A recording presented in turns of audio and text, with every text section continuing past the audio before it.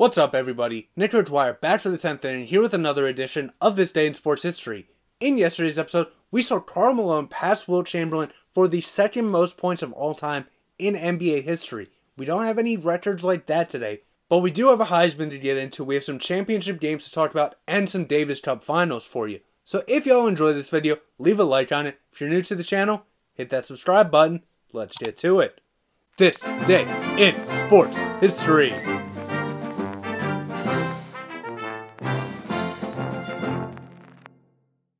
We'll actually start out today in 1879 though, and the American College Baseball Association would be founded in Springfield, Massachusetts, and the 6 schools forming the group would be Harvard, Yale, Princeton, Amherst, Dartmouth, and Brown. From collegiate baseball, we moved to international baseball in 1913, and traveling over to Japan, the Chicago White Sox in an exhibition game would defeat the Tokyo Giants 9-4. Move up to our only Grey Cup of the day in 1930, the Toronto Balmy Beach would win their second and final title, defeating the Regina Rough Riders 11-6. Now let's get into some Olympic Games in 1956. Start in swimming, Australian David Teeley would set the world record 1 minute 2.2 seconds to win the 100-meter backstroke, and this record would be held for just over 1 year. Over to the women's 4x100 meter freestyle, and the Australian team of Dawn Fraser, Faith Leach, Sandra Morgan, and Lorraine Kropp would win the world record 4 minutes 17.1 seconds to win the gold medal, and this record would be held for just about 4 years.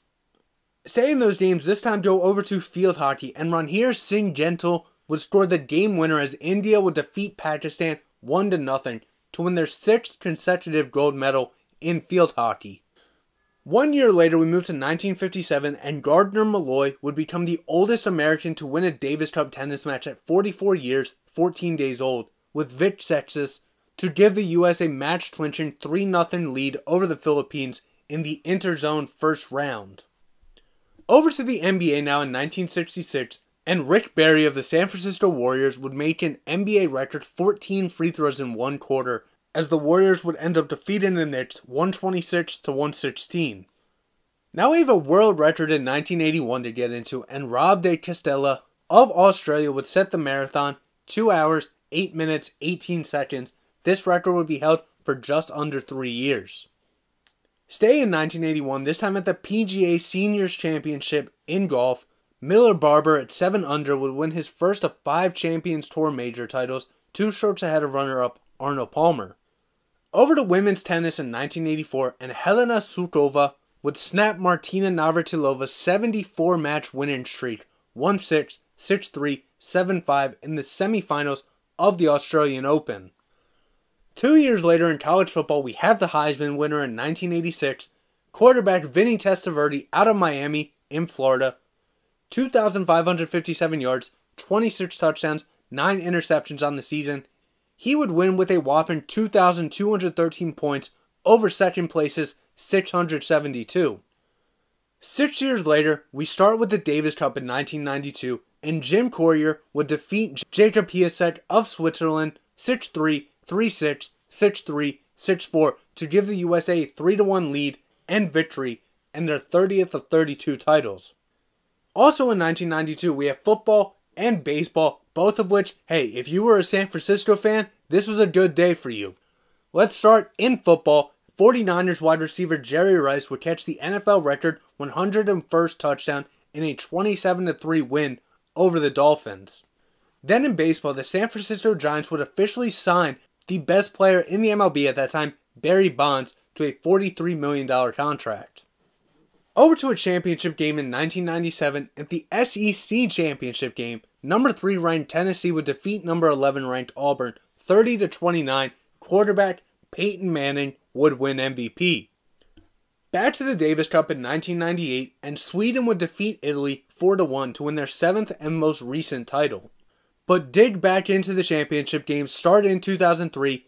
In the SEC championship game, number 3 LSU would defeat number 5 ranked Georgia 34-13, and Justin Vincent would win MVP. Then in the Big 12 championship game, number 13 Kansas State would defeat number 1 Oklahoma 35-7. 5 years later, we get right back into the championship games, starting the SEC championship. Number 2 Florida would defeat number 1 Alabama 31-20. Quarterback Tim Tebow would win MVP. Then in the ACC championship game, Virginia Tech would defeat number 18 Boston College 30-12. Quarterback Tyrod Taylor would win MVP. Finally, in the 2008 championship games, at the Big 12 championship, number 4 ranked Oklahoma would defeat number 19 Missouri 62-21. Our final Davis Cup of the day in 2009, Spain would defeat the Czech Republic 5-0, clean sweep to win their 4th of 6 Davis Cup titles. Our final championship games of the day in 2014, at the SEC championship, number 1 ranked Alabama would defeat number 14 Missouri 42-13. Quarterback Blake Sims would win MVP. Finally, at the ACC championship game, number 2 ranked Florida State would defeat number 12 Georgia Tech 37-35. Running back Dalvin Cook would win MVP. Over to Major League Baseball now in 2017, and the Yankees would officially introduce former player Aaron Boone as their new manager. And finally, in 2018 in the NFL, Tennessee Titans running back Derrick Henry would run for a franchise record 238 yards and 4 touchdowns in a 30-9 victory over the Jaguars. Henry on the day would also have a 99-yard touchdown run, tying Dallas Cowboys Hall of Fame running back Tony Dorsett for the longest run in NFL history. So there you have it. That's what happened on this day in sports history. If I left anything out, I do apologize. If I mispronounced any names, I also apologize. But I'll see everybody tomorrow for Nick Dwyer and the 10th inning.